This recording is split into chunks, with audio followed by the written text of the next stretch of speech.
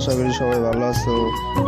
আমরা যাচ্ছি ডালাই করে ধান লোড করে নিয়ে, ধান কাটা মেশিনে করে বাই করে ডালাই দিছে, তাই নিয়ে বাড়িতে যাচ্ছি। কি কম আর এত রোদ দিছে যে না ধোয়াই বারান্দা না, খুব রোদ।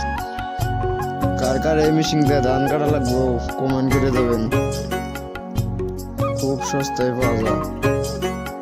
বাই বাই, সবাই থাকেন। এই ব্লগটা এই বনস্তে শেষ।